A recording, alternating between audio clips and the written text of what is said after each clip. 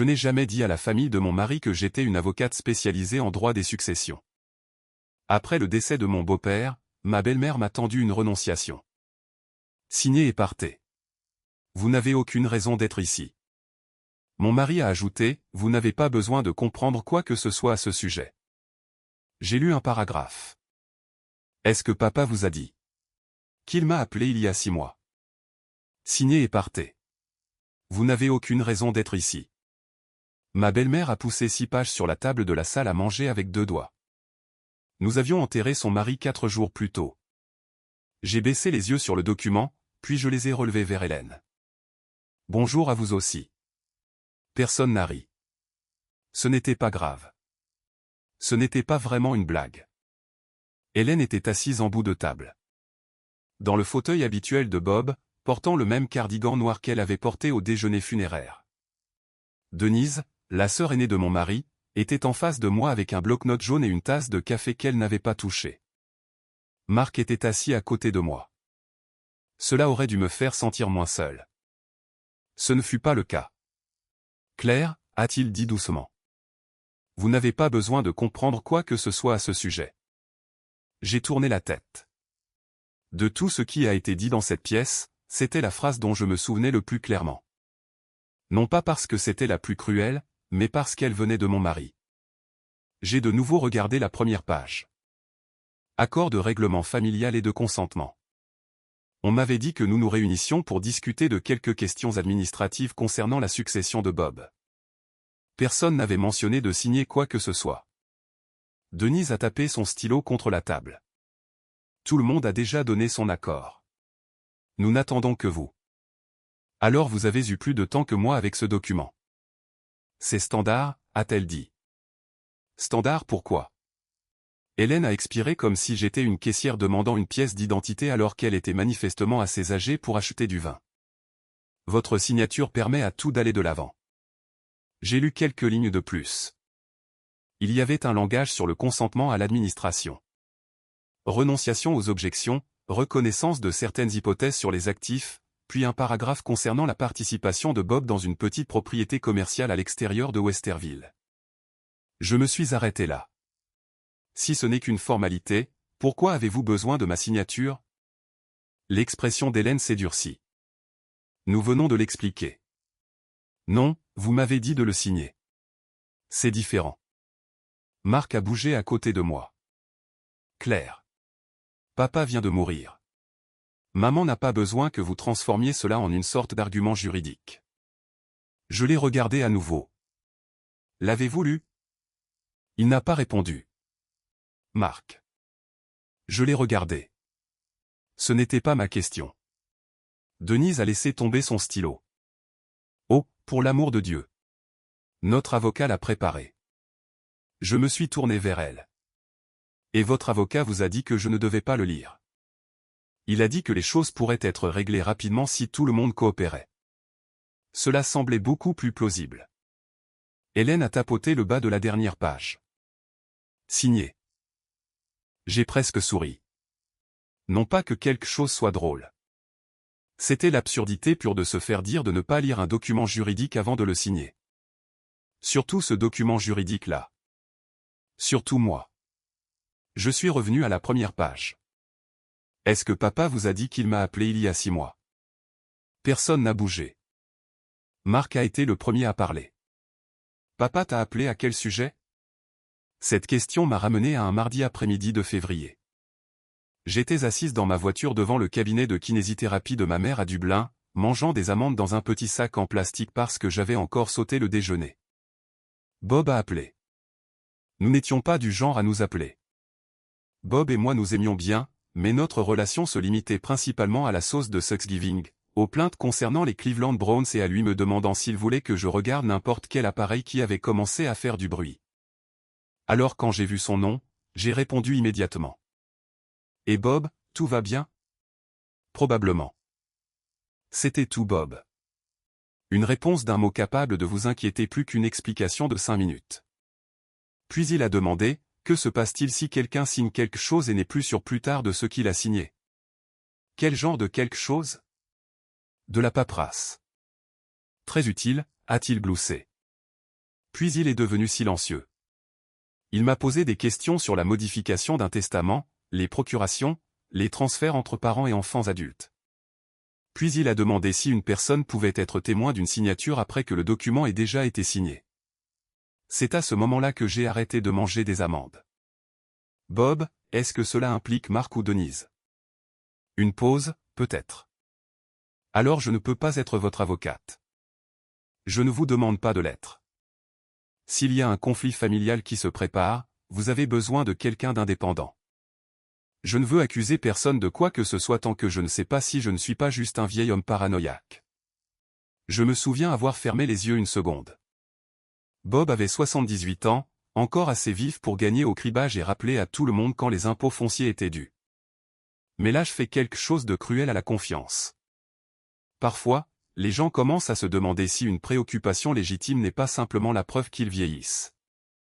Vous avez le droit de poser des questions sur votre propre argent. Je lui ai dit. Je sais. Le savez-vous? Autre pause. Apparemment, j'avais besoin d'un rappel. Je lui ai donné 3 noms. Tous des avocats spécialisés en succession que je respectais. Aucun n'était plus lié à moi professionnellement. Une semaine plus tard, Bob a envoyé un texto, j'ai choisi Sloan. Merci. C'était tout. Je n'ai jamais demandé ce qui s'était passé.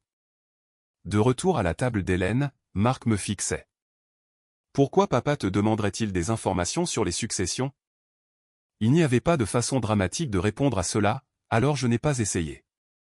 Parce que le droit des successions et des successions a été mon domaine de pratique pendant 19 ans. Denise a cligné des yeux. Puis elle a eu un petit rire. Vous étiez avocate en droit des successions. Oui. Hélène a regardé Marc. Marc avait l'air offensé. Vous ne me l'avez jamais dit. Cela m'a prise au dépourvu. Vous saviez que j'exerçais le droit. Je savais que vous travailliez dans un cabinet. J'étais avocate au cabinet. Marc, vous n'avez jamais dit que vous vous occupiez de succession. Je suis presque sûr que si. Quand? Probablement au cours des 11 années de notre mariage. Denise a détourné le regard. Même elle semblait comprendre que cela ne l'avait pas aidée. La vérité était moins dramatique que ce que tout le monde voulait qu'elle soit. J'avais exercé à Cleveland pendant près de 2 décennies. Après la fin de mon premier mariage et que ma mère a commencé à avoir besoin de plus d'aide, j'ai quitté la pratique à plein temps. Au moment où j'ai épousé Marc, je faisais de la recherche contractuelle et du travail à distance occasionnel. Sa famille n'a jamais beaucoup posé de questions à ce sujet. Hélène a un jour décrit mon ancienne carrière comme ce truc de bureau que Claire faisait avant. Je l'ai corrigé une seule fois. Apparemment, personne n'a pris de notes. J'ai fermé l'accord. Je ne signe pas cela aujourd'hui. Hélène m'a regardé fixement. Alors ne vous attendez pas à ce que cette famille oublie ce que vous faites. Qu'est-ce que je fais exactement? Rendre les choses plus difficiles alors que mon mari est mort depuis 4 jours. Celle-là a fait mouche parce que le deuil était réel. Hélène avait perdu l'homme à côté de qui elle avait dormi pendant 52 ans. Je n'allais pas prétendre que sa douleur était une performance simplement parce qu'elle me traitait mal. Alors, j'ai gardé ma voix basse. Je suis désolé que vous traversiez cela. J'aimais aussi Bob, mais je ne vais pas signer 6 pages qu'on m'a remises il y a 10 minutes. Denise a marmonné. Incroyable. Je me suis levé. Marc m'a suivi dehors. Nous avions fait la moitié du chemin vers la maison avant qu'il ne parle. Vous auriez pu simplement signer et laisser maman passer une semaine sans un autre problème. J'ai regardé les lotissements et les centres commerciaux défiler par la fenêtre. L'avez-vous lu? Il a resserré ses 2 mains sur le volant. C'était ma réponse. Alors pourquoi, ai-je demandé, me demandiez-vous de le signer? Il a conduit encore 1 kilomètre sans rien dire. Cette nuit-là, il a dormi en bas. Vers 23 heures, j'ai branché mon téléphone sur le chargeur et j'ai remarqué un message vocal d'un numéro de Columbus que je ne reconnaissais pas. Je l'ai écouté. Madame Bennett, ici Margaret Sloan. Je représentais Robert Bennett. Il a laissé des instructions pour que je vous contacte après sa mort. Veuillez m'appeler quand vous le pourrez. Je me suis assise sur le bord du lit et je l'ai écouté 2 fois. Bob n'avait pas seulement suivi ma recommandation. Il avait laissé mon nom derrière lui. J'ai appelé Margaret Sloan le lendemain matin depuis ma voiture. Non pas que j'essayais d'être dramatique. Je ne voulais tout simplement pas que Marc entende la moitié d'une conversation juridique à travers le mur de la cuisine et décide qu'il avait tout compris. Elle a répondu à la deuxième sonnerie. Claire Bennett. Oui, je suis contente que vous appeliez. Sa voix était calme, exercée. Le genre de voix que vous voulez quand quelqu'un est sur le point de vous dire quelque chose de compliqué. J'ai reçu votre message. J'ai dit, vous représentiez Bob. C'est exact. Jusqu'à quand? Jusqu'à sa mort. Cela m'en a dit plus que ce à quoi je m'attendais. J'ai regardé à travers le pare-brise le parking d'un crochet à Dublin. Des gens poussaient des chariots, chargeaient de l'eau en bouteilles, se disputaient avec des enfants pour des céréales. Un mardi matin ordinaire. Pendant ce temps, mon beau-père décédé avait apparemment une vie juridique dont aucun de nous ne savait rien. Margaret a dit, préférez-vous discuter de cela en personne? Oui, bien. Une partie ne devrait pas être traitée par téléphone. Cette phrase n'a rien fait pour ma tension artérielle. Son bureau était en ville dans un vieil immeuble en briques près de Broad Street. Pas de hall en marbre, pas de plaque de nom géante en laiton, juste une réceptionniste, un ficus qui avait connu des jours meilleurs et des photographies encadrées de Margaret avec ce qui ressemblait à 3 générations du même Golden Retriever. Elle est sortie elle-même. Elle avait environ 60 ans. Une coupe de cheveux argentés juste en dessous des oreilles, un pantalon bleu marine, des talons bas. Claire. Margaret. Nous nous sommes serrés la main. Son bureau avait 3 boîtes d'archives empilées à côté d'une bibliothèque. Je les ai regardées. Elle a remarqué. Ce ne sont pas toutes celles de Bob. Bien. 2 leçons, moins bien. Cela lui a valu un tout petit sourire. Une fois assise, j'ai sauté les préliminaires. Bob a-t-il changé son testament?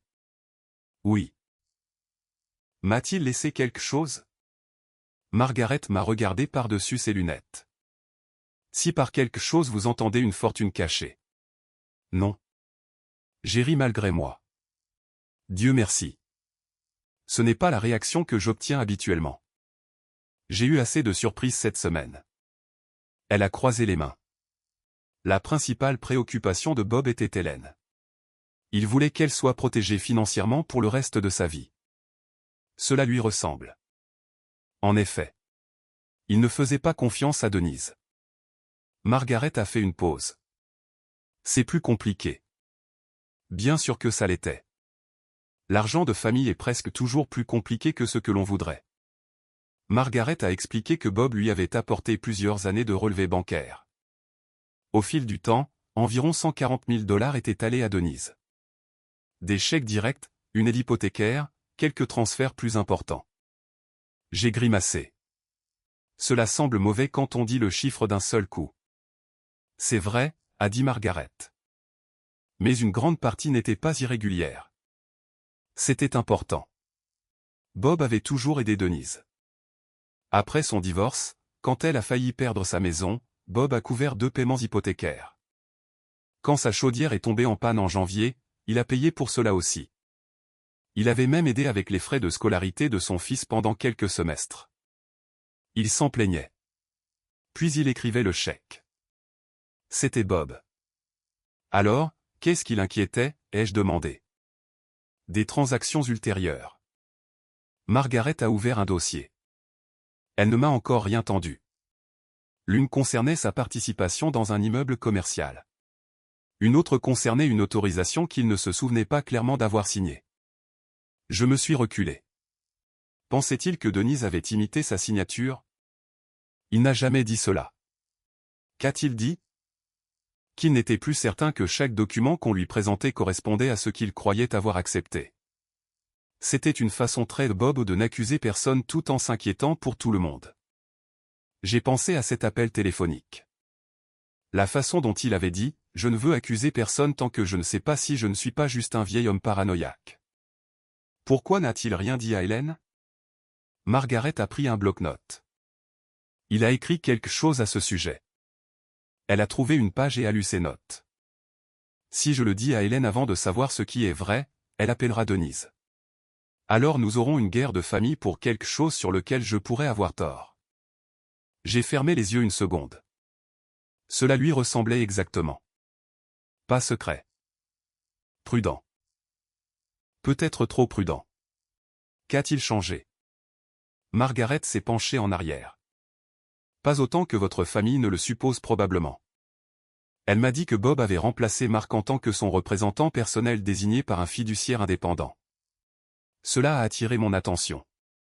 Il a retiré Mark de ce rôle. Oui. Pourquoi? Il voulait que la comptabilité soit gérée par quelqu'un sans pression familiale.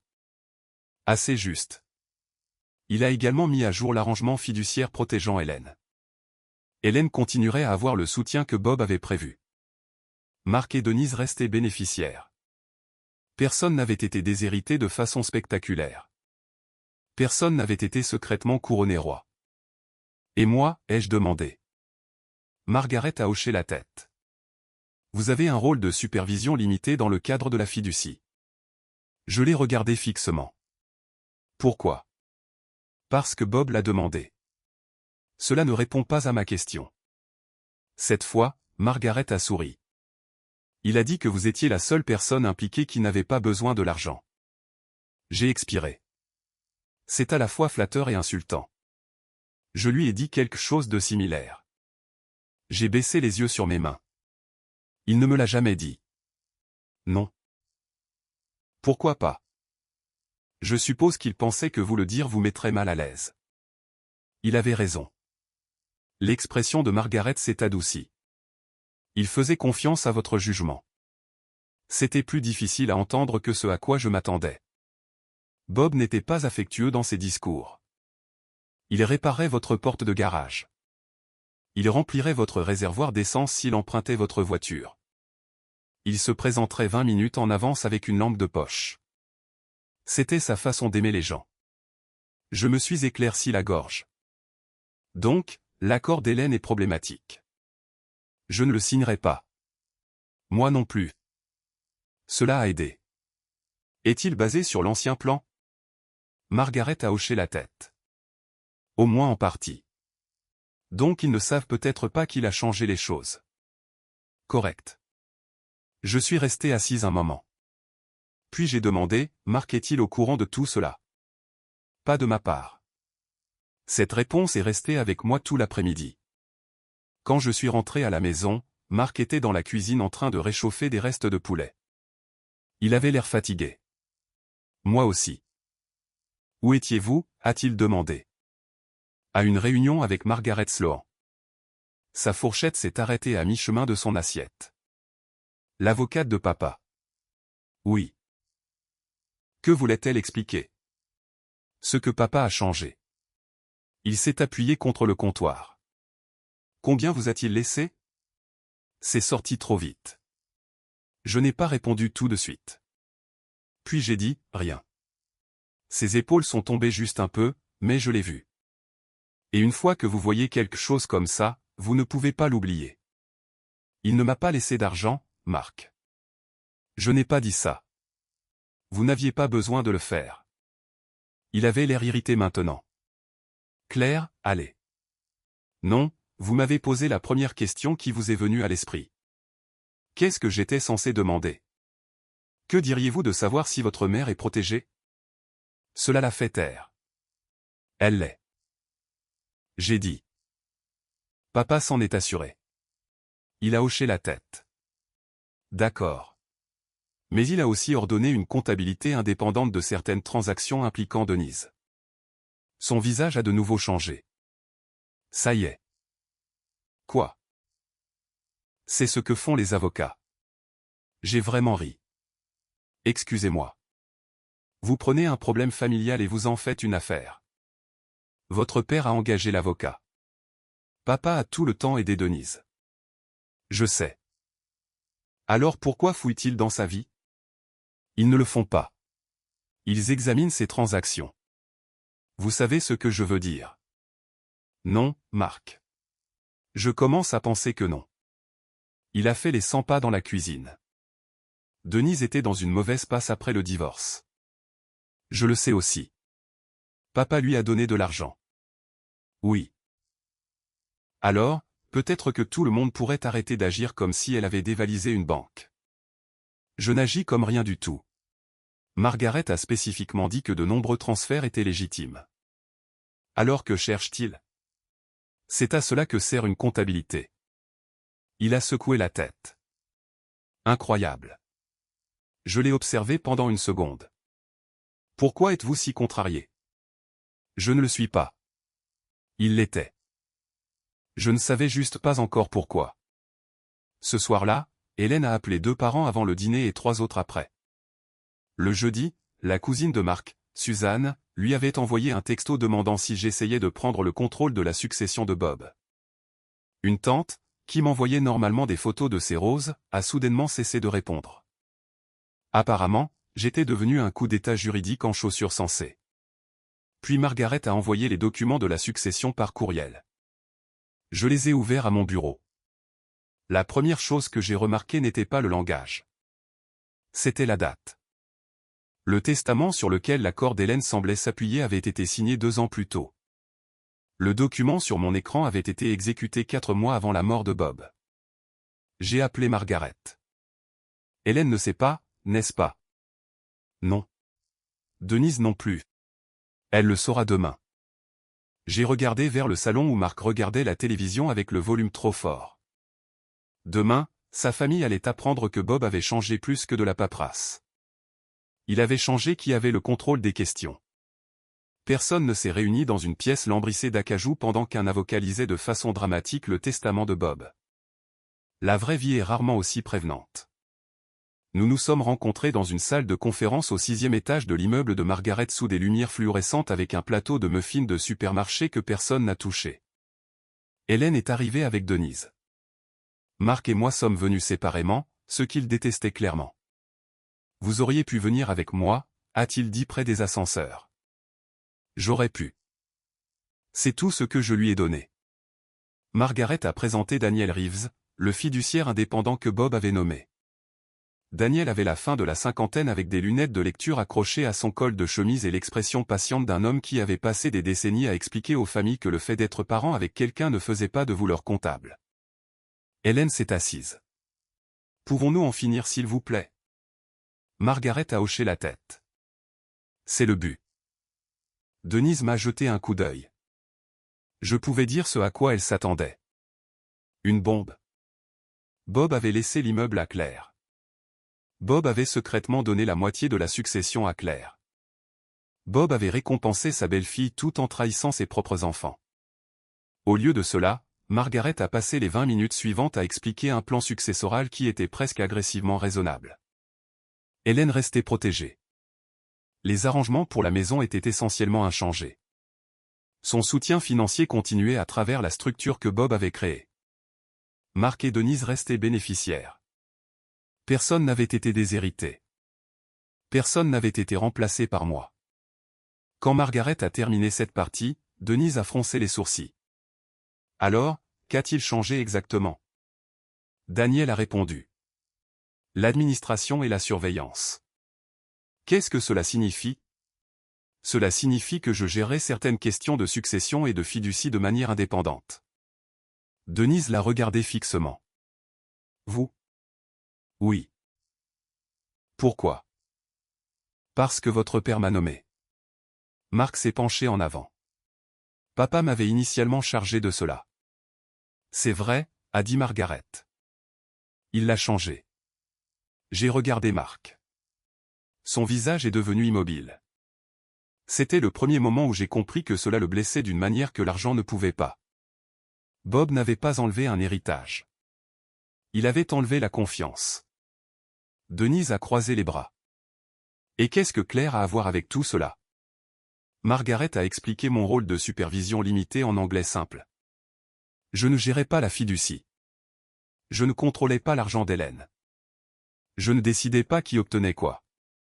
Dans certaines circonstances, j'avais un rôle limité impliquant la surveillance et le remplacement d'un fiduciaire.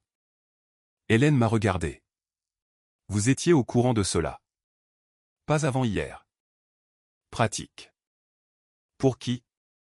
Elle n'a pas répondu. Daniel a ouvert un dossier. Il y a une autre disposition que nous devons discuter. Denise a soupiré. Bien sûr qu'il y en a une. Votre père a demandé une comptabilité de plusieurs transactions impliquant ses actifs. Son expression a changé. Quelle transaction? Nous sommes en train de le déterminer.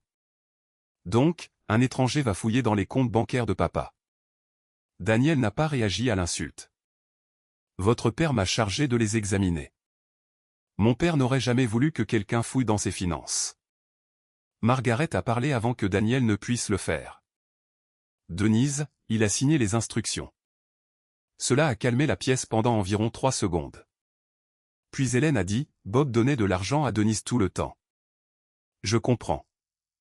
Daniel a dit, il aidait ses enfants. C'est ce que font les pères. Personne ne le conteste. C'était la première chose sensée que quelqu'un ait dite à propos de l'argent.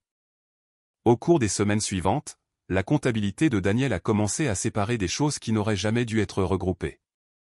Un chèque que Bob a fait à Denise lorsque sa chaudière est tombée en panne, clairement autorisé. Les frais de scolarité de son petit-fils, autorisés. 2 paiements hypothécaires après le divorce de Denise, également autorisés. Je l'ai dit quand Hélène s'est plainte que nous traitions chaque dollar que Bob avait donné à sa fille comme de l'argent volé. Ce n'est pas le cas, lui ai-je dit. Elle a semblé surprise. Excusez-moi. Bob avait le droit de donner son argent à Denise. Si les registres montrent qu'il l'a fait, alors c'est la fin de l'histoire. Denise m'a étudié. Je pense qu'elle s'était préparée à combattre une version de moi qui n'existait pas. Le problème était que toutes les transactions ne ressemblaient pas à celle-là. Un après-midi, Daniel a envoyé plusieurs documents par l'intermédiaire du conseil pour examen. J'étais assise à ma table de cuisine quand je les ai ouverts. La propriété commerciale est réapparue. Bob possédait une participation minoritaire dans un petit immeuble à l'extérieur de Westerville depuis des années. Rien de glamour. Un laboratoire dentaire occupait une unité, un fournisseur de CVC une autre, et Bob avait l'habitude de plaisanter en disant que le parking produisait plus de maux de tête que de loyers. Un document concernait l'autorité liée à la participation de Bob. J'ai lu la première page, puis la seconde. En bas se trouvait la signature de Bob. En dessous, une ligne pour le témoin. Mark Bennett. J'ai fixé le nom de mon mari. Il y a des moments où votre cerveau commence à offrir des explications avant même que vous ne les ayez demandées. Peut-être que j'avais mal compris le document. Peut-être que Mark en avait parlé et que j'avais oublié. Peut-être que Bob l'avait signé chez nous. Peut-être qu'il n'y avait rien de mal à cela. Je n'ai pas appelé Mark. J'ai attendu. Ce soir-là, il est rentré à la maison avec des plats à emporter d'un restaurant de barbecue qu'il aimait bien. Je t'ai pris de la poitrine de bœuf. Merci. Il a dû entendre quelque chose dans ma voix. Quoi? J'avais imprimé le document. Je l'ai glissé sur le comptoir de la cuisine. Avez-vous vu Bob signer ceci en tant que témoin? Mark a baissé les yeux. Son visage m'a répondu avant sa bouche. Où avez-vous eu ça? Ce n'est pas une réponse. Il a posé le sac de plats à emporter. Claire, avez-vous vu votre père signer ce document? Il s'est passé une main sur la nuque. Non. J'ai attendu. Denise l'a apporté. Quand? L'automne dernier. Qu'a-t-elle dit? Que papa l'avait déjà signé. Il avait oublié de faire la partie du témoin. Je l'ai regardé fixement. Et vous avez signé en tant que témoin. Elle a dit qu'il l'avait signé. Ce n'est pas ce que signifie être témoin. Je le sais maintenant. Je n'ai pas pu m'en empêcher. Vous le saviez alors. Sa mâchoire s'est crispée. Ne faites pas ça. Faire quoi? Vous parlez comme si j'étais à la barre des témoins. J'ai pointé la page du doigt. Mark, vous avez littéralement signé une ligne de témoin. Ne le dites pas comme ça. Pendant une étrange seconde, j'ai failli rire. Comment voudriez-vous que je le dise? Il s'est détourné. Denise avait des problèmes. Papa l'aidait. Il l'a toujours aidé. Cela n'a rien à voir avec le fait que vous l'ayez regardé signer ceci. Je pensais que je réglais de la paperasse en prétendant avoir vu quelque chose que vous n'avez pas vu. J'ai fait une erreur. Oui. Il s'est retourné vers moi. Apparemment, il s'attendait à une dispute. Je ne lui en ai pas donné. J'ai posé la question qui importait le plus. Quand votre mère a mis cet accord de règlement devant moi, saviez-vous que papa avait commencé à remettre en question des documents impliquant Denise? Ses yeux ont quitté les miens. Pas exactement. Que saviez-vous? Je savais que papa posait des questions. Quel genre? Je ne sais pas, Marc. Il a posé des questions à Denise sur de la paperasse. Elle m'a dit qu'il commençait à être confus. Et vous l'avez cru. Je ne savais pas quoi croire. C'était possible. Ce n'était pas suffisant non plus. Donc, quand votre mère m'a dit de signer et de partir, vous saviez qu'il y avait au moins une chance que ce document apparaisse. Je ne savais pas ça. Mais vous saviez que quelque chose pourrait arriver. Il n'a pas répondu. J'ai repensé à la salle à manger.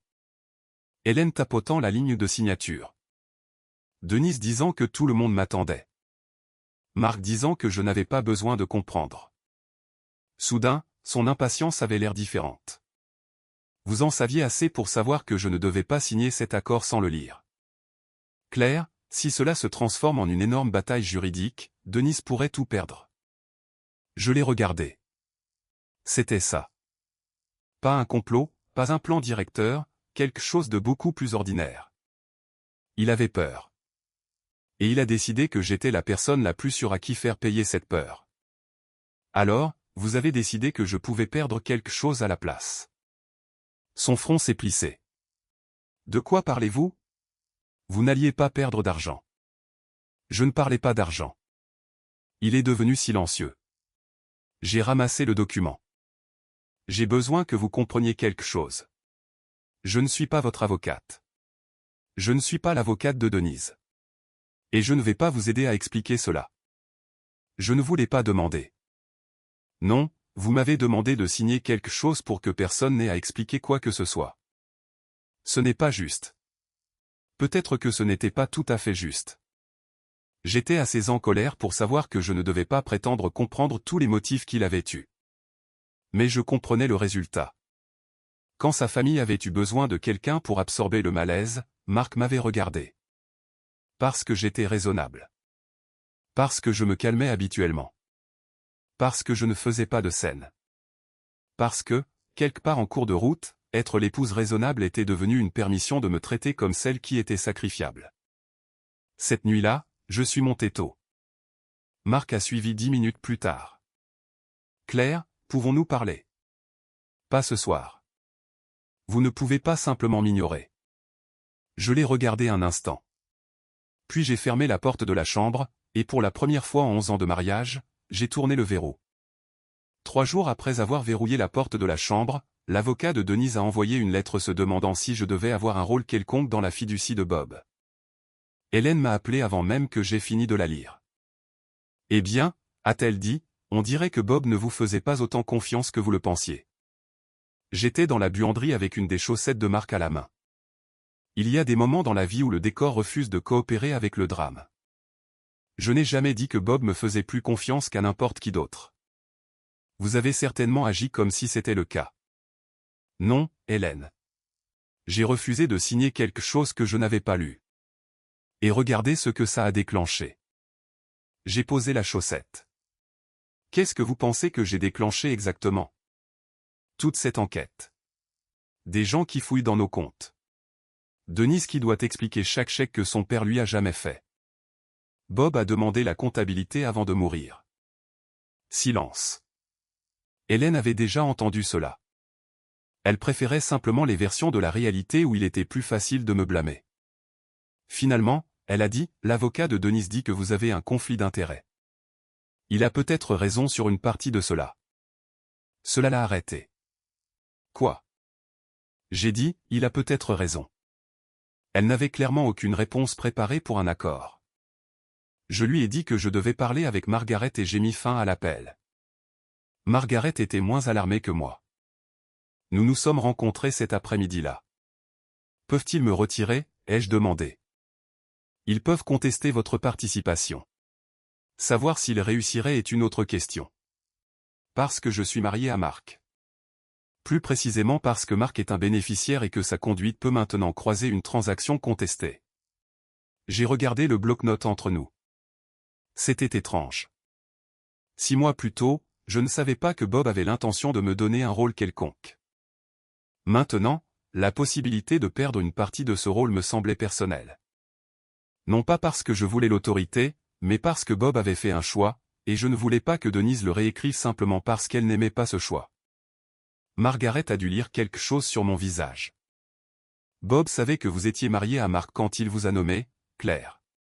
Ce n'était pas exactement une information cachée.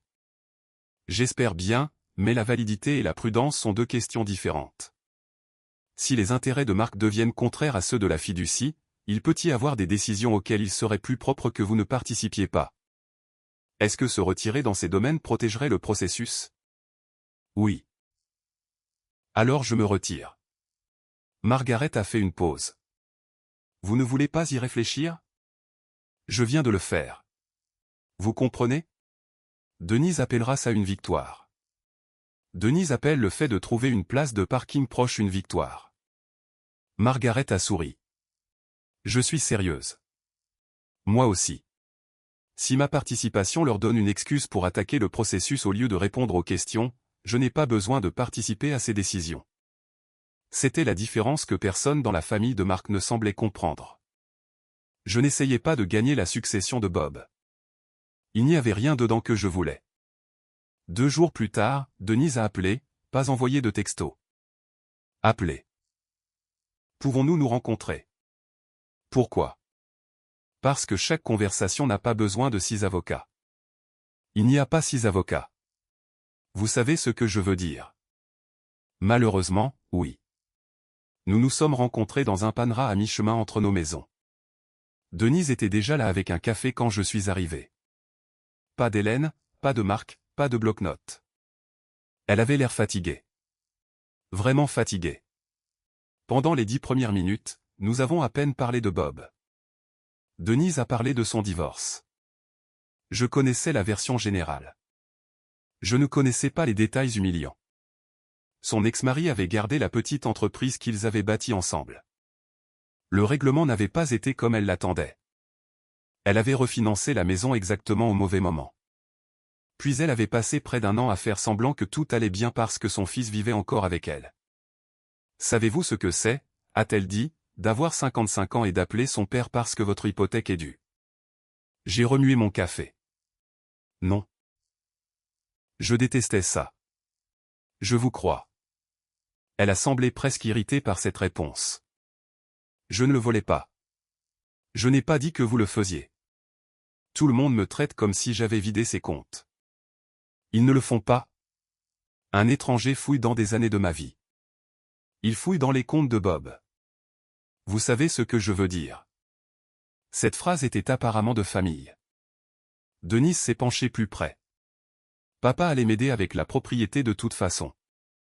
Alors pourquoi ne lui avez-vous pas demandé de signer à nouveau le document? Elle s'est reculée. Il l'avait déjà signé. Alors pourquoi Marc a-t-il dû le signer en tant que témoin après coup? Sa bouche s'est resserrée. Vous avez déjà décidé de ce qui s'est passé. Non, c'est pourquoi nous posons encore des questions. Elle a regardé vers la fenêtre. Je pouvais voir la colère en elle, mais il y avait de l'embarras en dessous. Cela comptait pour moi. Cela n'effaçait simplement rien.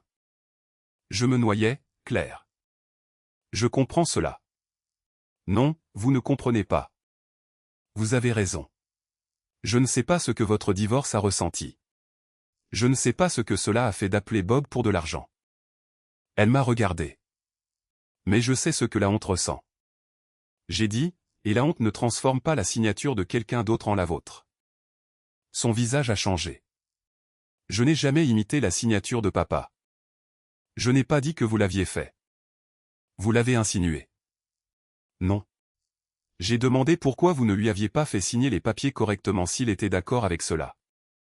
Elle a attrapé son sac à main. C'était une erreur. Probablement. Elle s'est levée puis s'est arrêtée. Vous vous croyez meilleur que nous? Non, Denise. Je le pensais. Je pense que votre père méritait de savoir ce qu'il signait. Elle est partie sans dire au revoir. La semaine suivante, Margaret m'a laissé examiner des parties du mémorandum de Bob qui étaient pertinentes pour l'administration. Ce n'était pas une lettre, ce qui rendait les choses plus difficiles d'une certaine manière, juste des notes datées, des appels téléphoniques, des questions, des choses qu'il voulait se rappeler. Puis j'ai trouvé le nom de Mark. Mark sait que Denise lui a fait signer quelque chose en tant que témoin. Il ne me dira pas quoi. Je l'ai lu 2 fois. Bob avait su. Peut-être pas tout, mais assez pour savoir que son fils l'évitait. Quelques lignes plus bas, il y avait une autre entrée. Appelez Claire. Elle m'a dit de ne rien signer que je ne comprends pas. Bon conseil. J'aurais dû le suivre plus tôt. Je me suis arrêté là. C'était Bob. Pas de grande déclaration. Pas de paragraphe sentimental sur le fait que j'étais la fille qu'il n'avait jamais eue. Juste 8 ou 9 mots d'approbation enfouis entre des notes sur des relevés bancaires. J'ai dû poser les pages quand même. Ce soir-là, Mark est rentré tard. Il avait finalement engagé son propre avocat. J'étais soulagé. À quel point est-ce grave, ai-je demandé. Il a desserré sa cravate. Il ne sait pas encore. Au moins, c'est une réponse honnête. Mark n'a pas apprécié cela. Mon avocat a dit que, selon l'usage du document, ce que je savais, tout cela, je pourrais avoir un vrai problème. J'ai hoché la tête. Il m'a dit de ne rien supprimer, de ne pas parler à Denise de ce que je vais dire, de ne pas essayer de nous mettre d'accord sur nos histoires. Bon conseil. Mark m'a regardé. Pouvez-vous s'il vous plaît arrêter de me parler comme à un avocat pendant 5 minutes? Ce n'est pas le cas. Alors dites-moi ce que je devrais faire. C'était ça. Après des années à se soucier à peine du type de droit que j'avais pratiqué, soudainement mon expertise était devenue très intéressante. Vous devriez écouter votre avocat. Claire, qu'est-ce que vous voulez de moi? Je ne sais pas. De l'aide? Je ne peux pas être la personne qui vous aide à minimiser quelque chose dans lequel je suis impliqué de l'autre côté. Son expression s'est durcie. Donc je suis votre ennemi maintenant. Non. Je me suis levé. Vous êtes mon mari. C'est ce qui rend cela pire. Le lendemain matin, j'ai fait 2 valises. Pas tout ce qui comptait pour moi. Je n'organisais pas une sortie. J'avais besoin d'un endroit où je pouvais penser sans mesurer chaque phrase à l'aune de la peur de Mark. J'ai loué un appartement meublé plus près de la communauté de vie assistée de ma mère. Mark a regardé depuis l'embrasure de la porte de la chambre pendant que je pliais des pulls. Est-ce que vous me quittez? Je quitte la maison. Ce n'est pas ce que j'ai demandé. Je ne connais pas la réponse à ce que vous avez demandé. C'était la vérité. Une semaine plus tard, l'avocat de Mark lui a dit qu'il devait fournir une déclaration complète avant la prochaine conférence de médiation et de comptabilité. Cette nuit-là, Denise lui a envoyé un texto. Je le sais parce que Mark me l'a montré plus tard. Appelle-moi avant de leur dire quoi que ce soit. Pour une fois, il ne l'a pas fait. Il a tapé, je dis la vérité à mon avocat. Puis il a posé le téléphone face contre table. Ce n'était pas une rédemption, mais c'était la première fois que je le voyais choisir une vérité difficile alors qu'un mensonge plus facile l'attendait. Au moment où nous sommes arrivés à la médiation, personne ne prétendait plus qu'il s'agissait de simplifier la succession. La salle de conférence se trouvait 2 étages en dessous du bureau de Margaret. Mur beige, longue table, mauvais café, le genre de pièce conçue pour que 6 heures en paraissent 9. Mark était déjà là avec son avocat quand je suis arrivé. Il s'est levé en me voyant. Salut. Salut. Nous étions encore mariés, nous nous parlions encore, nous vivions encore séparément. Il n'y a pas de carte de vœux pour cette étape. Hélène est entrée avec Denise quelques minutes plus tard. Elles se sont assises ensemble, bien qu'il y ait une chaise vide entre elles. C'était nouveau. Margaret s'est assise près de Daniel Reeves, le fiduciaire indépendant. Denise avait son propre avocat. Hélène avait un conseiller qui la conseillait sur les questions de fiducie, bien qu'elle semblât personnellement offensée par l'idée que quiconque dans la pièce en sache plus qu'elle. Daniel a commencé.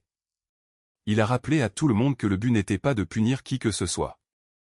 Il s'agissait de déterminer quelles transactions Bob avait autorisées, de résoudre celles qui étaient contestées et d'administrer sa succession selon les documents qu'il avait réellement signés. Hélène a marmonné, Bob aurait détesté ça. Margaret a dit, c'est pourquoi il a laissé des instructions. Hélène n'a pas répondu. Nous avons commencé par les transactions faciles. Frais de scolarité autorisés, la chaudière autorisée, l'aide hypothécaire autorisée.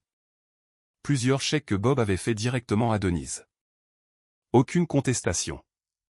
J'ai vu une partie de la tension quitter les épaules de Denise. Puis Daniel a atteint le document de la propriété commerciale. C'était remarquable à quelle vitesse une pièce pouvait changer. L'avocat de Marc s'est penché vers lui et a chuchoté quelque chose. Marc a hoché la tête. Puis il a parlé. J'ai signé en tant que témoin. Denise a regardé la table. Marc a continué, je n'ai pas vu papa le signer. Hélène a fermé les yeux. L'avocat de Marc n'a rien dit. Il lui avait manifestement dit que cette partie devait venir de lui. Denise l'a apportée chez moi, a dit Marc. Elle m'a dit que papa l'avait signé, et qu'ils avaient oublié de faire attester la signature. Denise a levé les yeux. Ce n'est pas exactement ce que j'ai dit. Marc s'est tourné vers elle. Si, c'est le cas. J'ai dit que papa voulait que les papiers soient terminés. Vous avez dit qu'il l'avait déjà signé. Il l'avait fait. Marc a dégluti. Je ne l'ai pas vu le faire. Je n'aurais pas dû signer la ligne de témoin. Aucune excuse n'a suivi. Pas de j'aidais. Pas de tout le monde fait des choses comme ça. Juste je n'aurais pas dû le faire. Je détestais à quel point j'avais besoin de l'entendre dire cela. Daniel a posé quelques questions sur les dates. Marc y a répondu. Puis l'avocat de Denise a commencé à expliquer que Bob avait une longue histoire d'assistance financière à sa fille et avait discuté de l'aider par le biais de la propriété commerciale. Personne ne contestait cela. Le problème était le document. Denise est devenue de plus en plus frustrée. Finalement, elle a dit, Marc savait ce que nous faisions. Marc l'a regardé. Je savais pour ce document. Vous en saviez plus que ça. Non, ce n'est pas vrai. Elle a ri. Oh, s'il vous plaît. Vous saviez que papa m'aidait.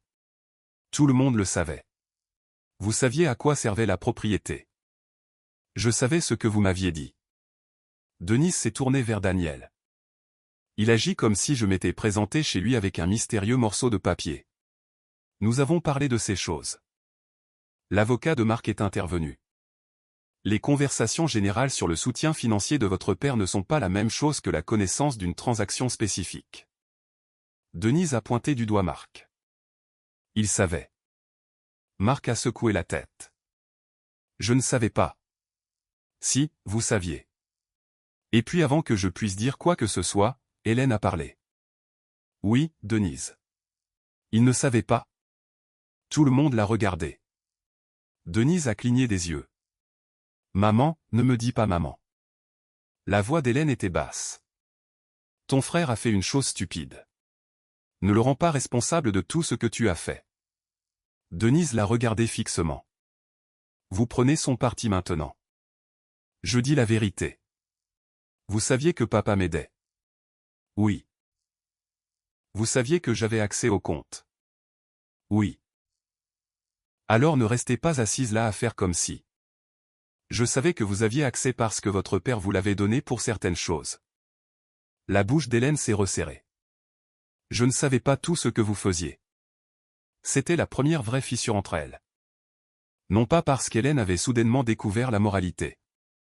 Elle croyait toujours que Denise avait été traitée trop durement. Elle croyait toujours que Bob aurait finalement pardonné la plupart des choses. Mais elle n'était pas disposée à laisser sa fille tout réécrire pour se sauver. Daniel a demandé à Hélène quand elle avait réalisé pour la première fois que Bob remettait en question les transactions. Vers la fin de l'année dernière. Et qu'avez-vous fait? Hélène a regardé ses mains. Rien. Pourquoi? Parce qu'ils se disputaient, Bob et Denise. Oui, et je pensais. Elle s'est arrêtée. Margaret a attendu. Hélène a finalement dit, je pensais que si Bob se calmait, il l'aiderait à nouveau. Denise avait l'air blessée. Maman. Hélène ne l'a pas regardé. Je ne voulais pas qu'il vous coupe les vivres. C'était ça. Pas un cerveau criminel. Une mère protégeant sa fille adulte bien après que la protection ait cessé d'être utile. Daniel a demandé, alors, quand Bob a commencé à remettre en question les papiers, vous avez choisi de ne pas poursuivre ses préoccupations avec lui. Les yeux d'Hélène se sont levés. Je venais de perdre mon mari. Maintenant, je suis assise dans une pièce pleine de gens qui dissèquent chaque erreur que ma famille a jamais faite. Personne n'a répondu. Puis elle m'a regardé directement. Et elle a le droit de s'asseoir là à nous juger tous. J'ai gardé ma voix égale. Je ne vous juge pas. Vous nous jugez depuis le jour où Bob est mort. Non, je demande ce qu'il voulait. Vous vous croyez plus intelligente que tout le monde parce que vous êtes avocate. Non. Je le pensais. Bob était plus intelligent que nous tous. Hélène a eu un rire amer. Oh, s'il vous plaît. Il a cessé de faire confiance aux gens qui n'arrêtaient pas de lui dire de ne pas poser de questions. Ça a fait mouche. Les yeux d'Hélène se sont aiguisés. Vous auriez pu signer ce papier chez moi, et rien de tout cela ne serait arrivé. Je l'ai regardé fixement pendant une seconde. J'étais de retour à cette table de salle à manger, le fauteuil de Bob, son doigt tapotant la ligne de signature. Marc à côté de moi. Vous n'avez pas besoin de comprendre quoi que ce soit à ce sujet. Non, ai-je dit. C'est pourquoi vous vouliez que je le signe avant que quiconque ne l'explique. Hélène a ouvert la bouche, puis l'a refermée. Daniel a fait avancer la conversation. La résolution finale n'a pas été assez dramatique pour la télévision. C'était probablement mieux ainsi. Les paiements que Bob avait clairement autorisés sont restés exactement ce qu'ils étaient, des cadeaux et une aide à sa fille. Les montants contestés ont été traités séparément. Denise a accepté des ajustements sur sa part éventuelle et un accord de remboursement sur une partie de l'argent. La participation de Bob dans la propriété commerciale est restée protégée sous la nouvelle structure. Hélène est restée financièrement en sécurité. Marc a accepté de coopérer pleinement à toute révision restante. Personne n'a obtenu tout ce qu'il voulait, ce qui est généralement la façon de savoir qu'un règlement a une chance de fonctionner. Quand nous sommes finalement sortis, Marc m'a rattrapé près des ascenseurs. Claire. Je me suis arrêté. Il avait l'air épuisé. J'ai besoin de vous dire quelque chose. D'accord. Il a pris une seconde. J'en savais assez pour savoir que vous ne deviez pas signer cet accord. Je le savais déjà. L'entendre le dire était différent. Je ne savais pas tout, a-t-il continué. Mais je savais que papa avait des questions. Je savais que Denise avait peur.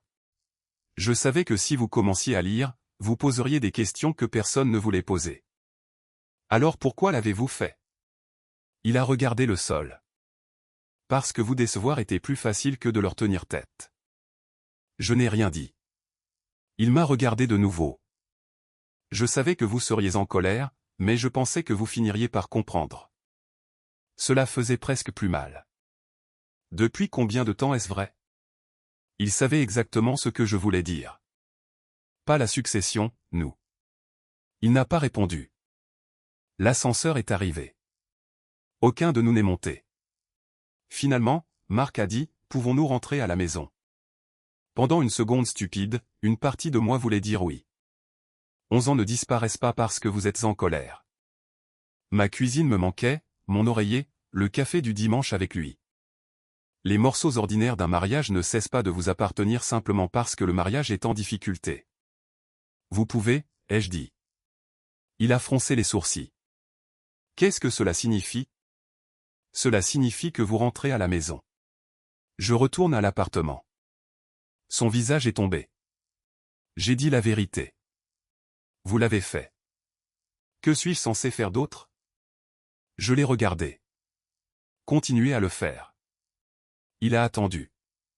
C'est là que la réparation commence, Marc. Ce n'est pas là qu'elle se termine. Cette fois, il n'a pas argumenté. Et étrangement, c'était la première chose de toute la journée qui m'a donné un peu d'espoir. La succession ne s'est pas terminée avec tout le monde se serrant la main et acceptant de mettre le désagrément derrière nous. Cela aurait nécessité une famille différente. Cela a pris des mois. Il y avait des relevés à rapprocher, des questions de propriété à régler et suffisamment de courriels d'avocats pour me rappeler exactement pourquoi la pratique du droit des successions à plein temps ne m'avait pas manqué. Denise a finalement vendu une petite maison de vacances qu'elle possédait près d'Indian Lake. L'appeler une maison de vacances était généreux. C'était un cottage de 2 chambres avec une véranda grillagée qui penchait légèrement vers la gauche et un quai que Bob avait réparé au moins 4 fois. Une partie du produit de la vente a été affectée à l'ajustement financier qu'elle avait accepté. Elle et moi n'avons jamais eu de grande réconciliation. La première fois que nous nous sommes vus après la médiation, c'était à la fête de départ à la retraite du cousin de Marc. Denise est venue me voir alors que j'étais près de la table des desserts. « Salut. »« Salut. » Elle a regardé le gâteau en plaques. « Est-ce à la carotte ? » « Je pense que oui.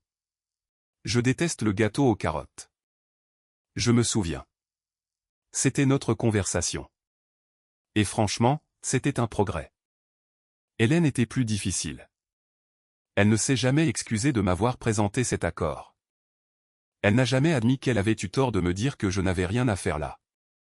Pendant un temps, j'ai cru que j'avais besoin qu'elle le fasse. Puis un après-midi, j'ai réalisé que je n'avais pas pensé à obtenir des excuses de sa part depuis plusieurs semaines. Cela m'a fait plus de bien que d'en recevoir une ne l'aurait probablement fait. Marc et moi avons commencé une thérapie de couple alors que je vivais encore dans l'appartement. Il a détesté la thérapie pendant environ les 6 premières séances. Je le sais parce qu'il l'a annoncé après chacune. Je déteste ça. J'avais compris. Doit-elle toujours demander ce que je ressentais? C'est une thérapeute, Marc. Je me sentais agacé, elle le sait. À la 8e séance, il a arrêté de se plaindre. À la 10e, il a dit quelque chose auquel je ne m'attendais pas. Il a dit à notre conseillère que chaque fois qu'Hélène ou Denise voulait quelque chose, il avait passé des années à se demander quelle personne serait la plus facile à décevoir. Habituellement, cette personne, c'était moi. Son explication était presque pire que s'il avait simplement dit qu'il s'en fichait. Il me faisait confiance pour être raisonnable. Il me faisait confiance pour ne pas crier. Il me faisait confiance pour ne pas entraîner toute la famille dans une dispute. Donc, chaque fois qu'il y avait un choix entre contrarier sa mère et me demander de plier, je pliais. Finalement, il a cessé de remarquer que je pliais du tout. J'avais aussi une part de responsabilité là-dedans. Pas pour ce qu'il a fait avec le document de Bob. Pas pour l'accord de règlement. Ses choix lui appartenaient. Mais j'avais passé des années à dire ça va quand les choses n'allaient pas bien parce que je préférais un samedi tranquille à une autre réunion de famille Bennett. La paix peut devenir une mauvaise habitude quand une seule personne continue de la payer. Je ne suis pas rentré à la maison parce que Marc s'est excusé. Je l'ai observé. Il y a une différence. Un soir, environ 4 mois après la médiation, nous dînions dans un petit restaurant italien près de mon appartement quand Hélène a appelé. Marc a répondu. Je pouvais entendre sa voix même de l'autre côté de la table. Quelque chose à propos de Daniel. Quelque chose à propos d'une autre question de succession. Alors tu dois dire à Claire de l'appeler. Marc m'a regardé. L'ancien Marc aurait couvert le téléphone et dit, « Peux-tu juste t'en occuper ?»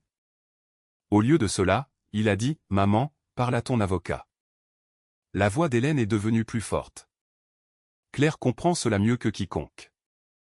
C'était presque drôle compte tenu de là où nous avions commencé. Marc a dit, « Claire ne va pas régler ça pour nous. » Une autre explosion d'Hélène. « Maman. » Non. Puis il a mis fin à l'appel. Il a posé son téléphone. J'ai pris une autre bouchée de lasagne. Il m'a regardé fixement. Quoi?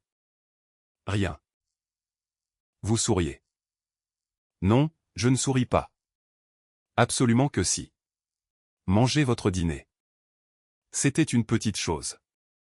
C'est exactement pourquoi j'y ai fait plus confiance qu'à un discours. Un mois plus tard, j'ai recommencé à passer les week-ends à la maison. Puis 3 nuits par semaine. Nous avons examiné nos finances ensemble. Nous avons parlé des limites avec sa famille. Nous avons eu des conversations qui auraient probablement dû avoir lieu pendant la 2e année au lieu de la 11e. J'ai quand même gardé l'appartement pendant un certain temps. Marc n'a jamais demandé quand je le rendrais. Cela a aidé aussi. Quelque chose d'autre a changé pendant ces mois. Le travail a commencé à me manquer, le vrai travail, pas les objectifs de facturation ou les clients qui appellent à 16h55 un vendredi après-midi avec quelque chose qui était apparemment une urgence depuis mardi. Ça me manquait de m'asseoir en face de quelqu'un qui était effrayé par une pile de papier et de l'aider à comprendre ce que cela signifiait réellement. Un ancien collègue m'a présenté à un petit cabinet de droit des personnes âgées et de planification successorale à Worthington. 3 jours par semaine, des horaires raisonnables. Des gens de mon âge qui comprenaient que l'équilibre entre vie professionnelle et vie privée ne devait pas signifier emporter son ordinateur portable en vacances. J'ai dit oui. L'une de mes premières clientes était une veuve à la fin de la soixantaine dont le mari avait géré toutes leurs finances. Elle est arrivée avec un sac d'épicerie plein de documents. Pas un dossier, un vrai sac Roger. Elle l'a posé sur mon bureau. Mon fils dit que je ne devrais m'inquiéter de rien de tout cela. J'ai regardé à l'intérieur. Relevé bancaire, formulaire d'assurance, un acte de propriété, 2 formulaires de bénéficiaires, et quelque chose du vérificateur du comté. Eh bien, ai-je dit, je vais être en désaccord avec votre fils. Elle a semblé inquiète. Quelque chose ne va pas? Peut-être pas. J'ai sorti le premier document. Mais inquiétons-nous de la paperasse. Elle a ri. Moi aussi. Près du premier anniversaire de la mort de Bob, je suis allé seul au cimetière. C'était une matinée fraîche d'octobre, le genre que l'Ohio fait bien avant que l'hiver ne se souvienne qu'il a un travail. J'avais une photocopie pliée dans mon sac à main. Une page du mémorandum de Bob. Margaret me l'avait donné après que les questions de succession pertinentes aient été réglées. Je me suis tenu près de sa tombe et je l'ai dépliée. Il n'y avait pas de belles dernières paroles. Bob n'était pas fait comme ça. Il y avait des dates, des numéros de compte, des questions pour Margaret. Puis la ligne que j'avais lue des mois plus tôt, appelée Claire. Elle m'a dit de ne rien signer que je ne comprends pas. Bon conseil. J'aurais dû le suivre plus tôt. J'ai ri doucement. Oui, Bob. Probablement. J'ai replié la page. Pendant longtemps, j'avais décrit ce qui s'était passé en disant « Je n'ai jamais dit à la famille de Marc que j'étais une avocate spécialisée en droit des successions. » Debout là, j'ai réalisé que ce n'était pas tout à fait exact. Je ne l'avais pas caché. Ils n'avaient tout simplement pas été assez intéressés pour demander. Et si j'étais juste, je les avais aidés à me sous-estimer. Pas en mentant, mais en décidant que corriger les gens était trop épuisant. En me rendant plus facile à ignorer parce qu'être ignoré maintenait parfois la paix. Je ne faisais plus ça. La succession de Bob ne m'a pas rendu riche.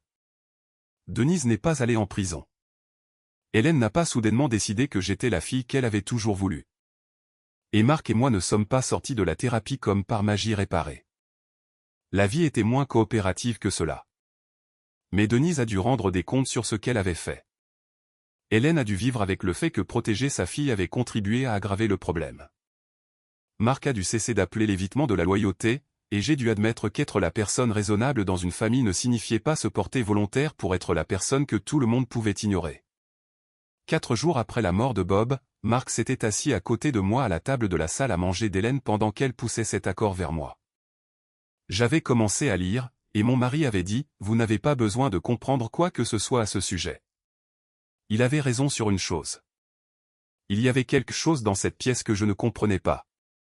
Ce n'était juste pas la paperasse. J'avais compris cela dès le premier paragraphe. C'était mon mariage que j'avais finalement appris à lire. Si quelqu'un a déjà pris votre patience pour une permission, vous comprenez probablement pourquoi cette leçon est restée avec moi. Et parfois, la chose la plus importante que vous puissiez faire est de lire avant de signer. Que ce soit un document ou les personnes assises en face de vous à la table.